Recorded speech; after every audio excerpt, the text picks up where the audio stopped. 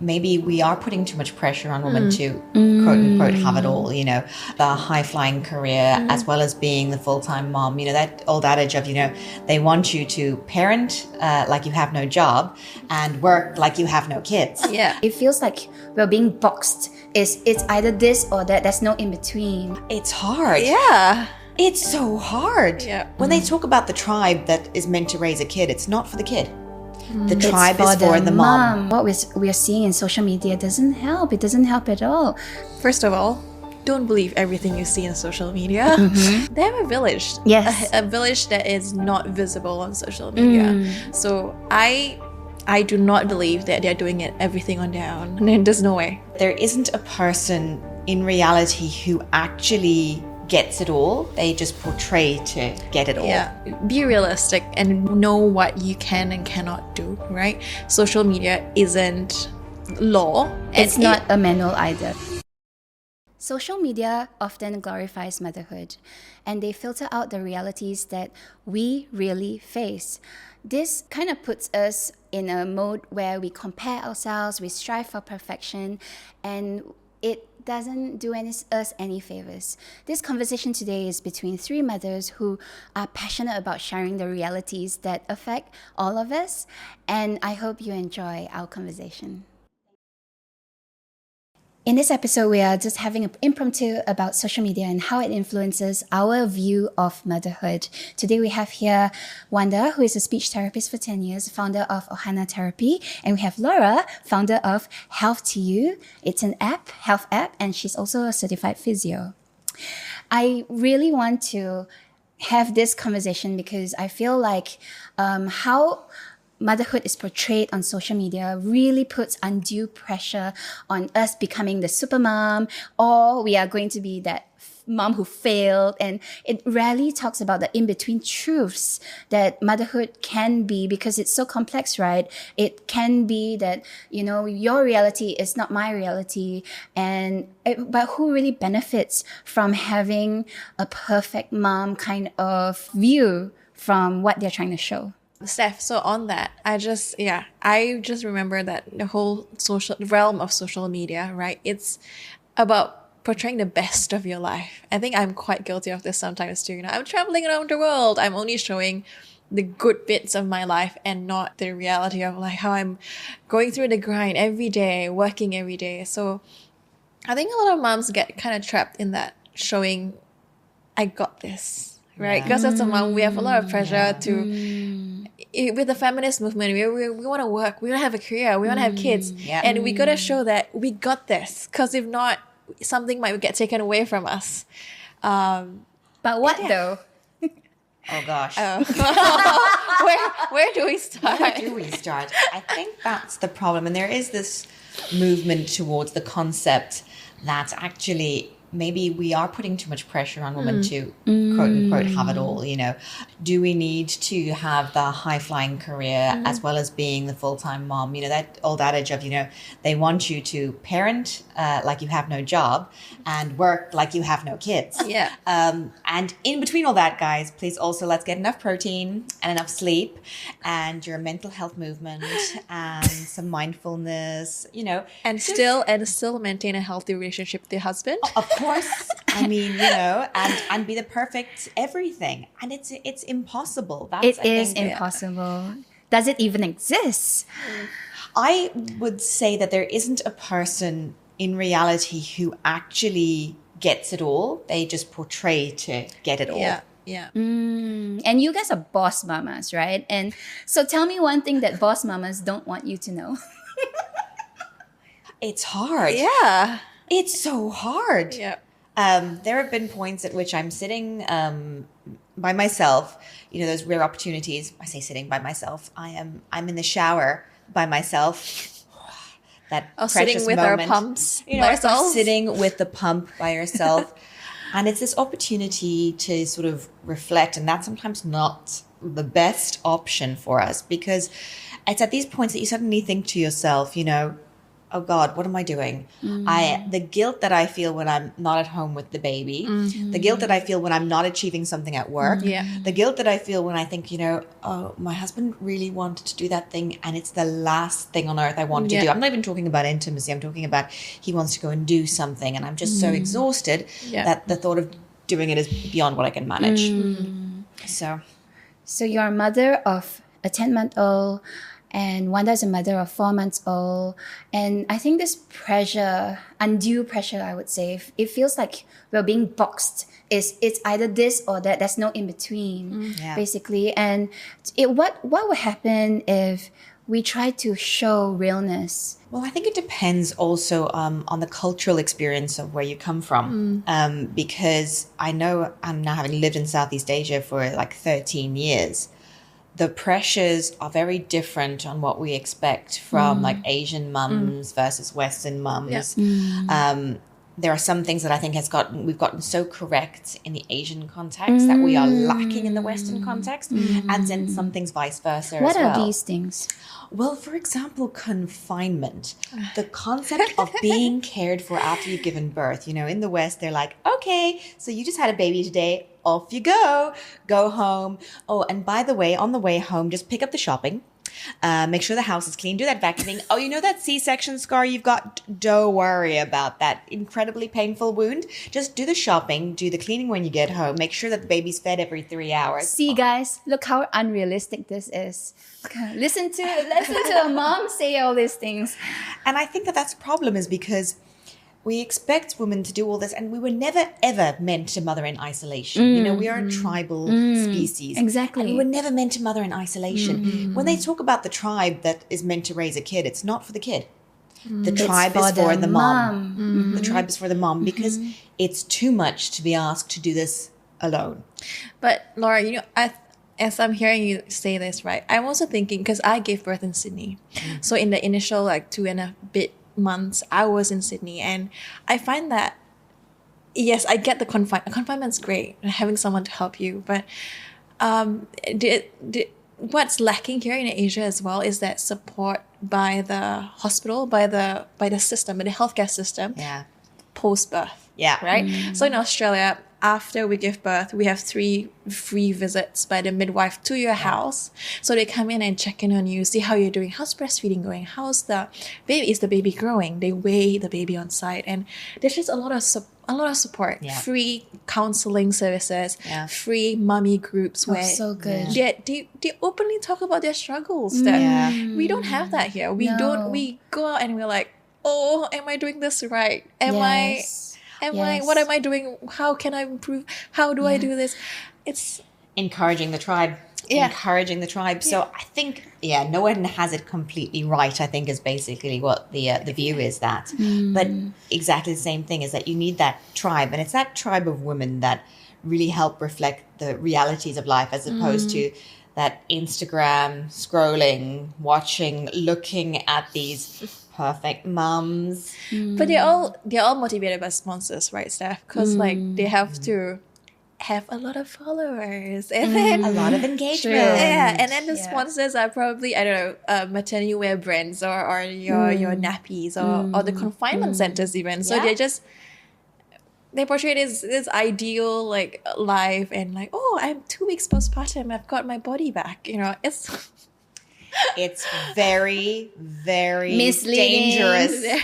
I'd go as far as dangerous because, sometimes when mums come to see me, and they're further down the line and they're like, oh, but I see so-and-so and they're already doing so much better. And it's that constant comparison as well.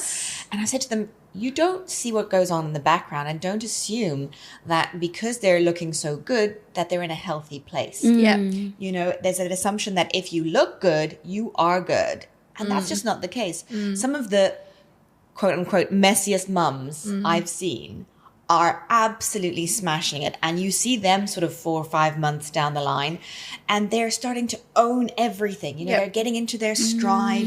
They're finding their place. Whereas these mums that are perfect crumbling. It's just too much pressure. It's an unrealistic expectation. Exactly. And so you can't maintain that. It's impossible to maintain. I really want to talk about how these images of trying to be super mom can make us feel invisible. So if you're really not getting it, you tend to shy away. And I get moms like talking about how they're hiding in the bathroom and crying, and I feel like my heart goes out to them because you know, it's such a hard journey. You shouldn't be hiding this, you should be asking for help instead. But you know, so we want to be the media to say, hey, no, this is not real, you know, this is real. The reality is we need support, community, encouragement, and not to really feel like it's not okay to be invisible. I think the invisibility also then leads into that feeling of failure. And I'm not doing this well enough because I can't do what they're doing there, or I'm not, or if I see that they're managing that so well, why can't I do that? Where am I? I'm not in the right place. I'm not doing the right thing. And especially as a first-time mum, you know, that's where these feelings come through the most powerfully. And So raw. Yeah. Feeling it right now. Yeah. But it's because it's so true. And I spend so much time with my first-time mums who are pregnant. And I keep telling them, listen, birth is going to end because everyone's always focused on the birth. I said, you know, like breastfeeding is coming afterwards. Breastfeeding is challenging. There are going to be elements which you are really going to struggle with. Reach out. Have someone that you know that you can talk to about this. You're not alone. It's going to be hard. It's going to be much harder than you actually realize. And the problem is that, you know, when you're in that phase of, listen, I have my own business. I'm a working mom. I'm a working lady. I know how to do things. I have a team of 45. I am internationally renowned for my organizational skills. And those are the women that struggles the most. 100%. Because you have to learn to lose control. Yes. Absolutely. Yeah, you can't control a baby. No. Exactly. Yeah. Yeah. And when they think that, okay, well, when the baby naps, I'm going to do this and this and that. I'm like, oh Oh no. no.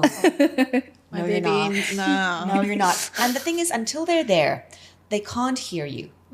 It doesn't settle I in, you know, agree. because people Yeah. have told them, they're like, That's How what you hard think. can it be? Oh my right? gosh, that was me. When I was in my third trimester, someone's telling me, "Are you sure you want to come back like after 3 months?" I said, "Yeah, I got this. Like, I'll come back. I'll be seeing clients again 3 months postpartum, and now I'm 4 months and."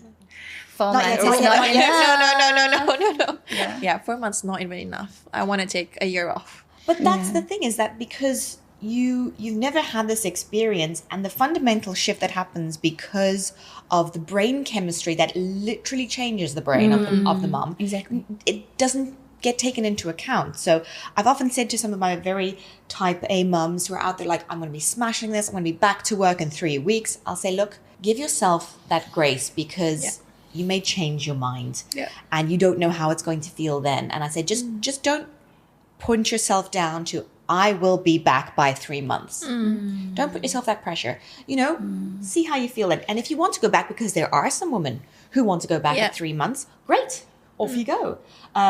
But don't feel that you have to. Don't feel because you set it up in your third trimester that I got this. Because you do have this, but wow, did you realize how much you had to hold? Yes.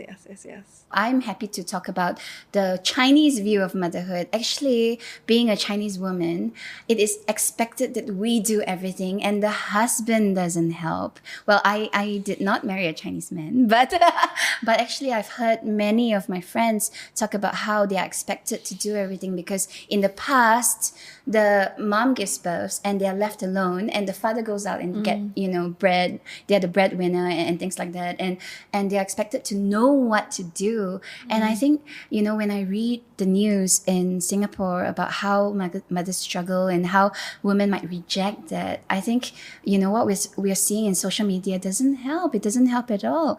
So anyway, if there's one thing you can say to moms watching this, and you want to say, hey, this is the reality, and what would you say? Oh, first of all, don't believe everything you see in social media. 100%. That perfect mom probably has helpers. They have everything else going on. They have assistants helping them with their jobs. They have a village. Yes. A village that is not visible on social media. So I I do not believe that they're doing everything on their own. 100%. There's no way, right? So definitely don't believe everything you see. And like Laura has said, give yourself grace. Like give yourself time to adapt. Motherhood is not like you got it. It's a process. It's a journey, and we all take different amounts of time to get to that sweet spot. Yeah. And every baby is different. Every child is different. Yeah, every child is different. But what I would also say is that I think that shift that you spoke about with regards to dads is also happening. Like my husband was great. Yeah. I still wanted to kill him sometimes. But that's what happens when you are sleep deprived. But he was so wonderful. He was there. He showed up.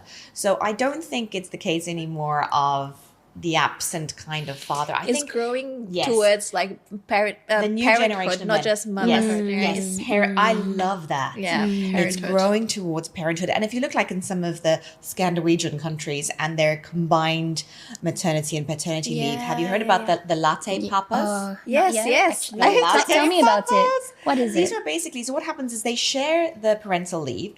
And so mom then goes at some stage back to work and the dads then take over the role of the main caregiver. Primary caregiver. And they like to meet up and go for coffees. Does this exist in Singapore? Well, hopefully it's moving towards we the wanna more of the see that, concept yeah. because, you know, the government is at least making changes now towards joint leave rather than just maternity leave.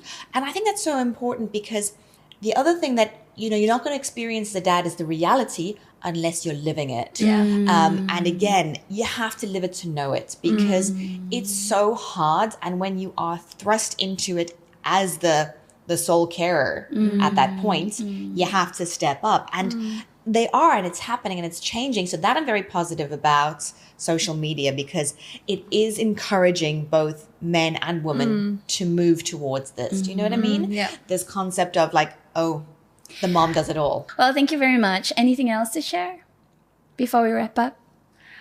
Well, no, it's just giving yourself be realistic and know what you can and cannot do, right? Social media isn't law. It's not a manual either. Yeah, it's not a manual. And if there was a manual, it wouldn't be applicable to all moms anyway because 100%. every mother is different, every baby is different. So don't think whatever you're going through, always speak out about it. That you might find other people going through the same thing. Absolutely. And it's not always a bed of roses. Yeah. Right. So.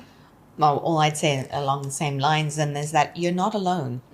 Seek out help, whether it's professional or support. And if the first person you go to isn't supportive, find someone else. There will be people to help you and you will find the people that you connect to the most and who can help support you in this time. And that's so critical. Seek out help.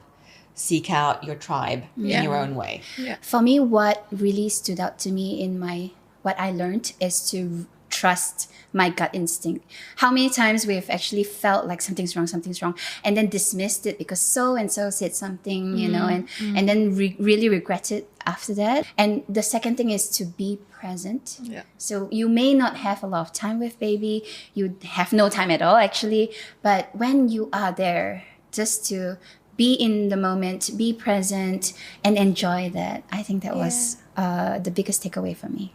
Thank you for today. Thanks and for having us, Steph. really enjoyed this conversation. Until next time.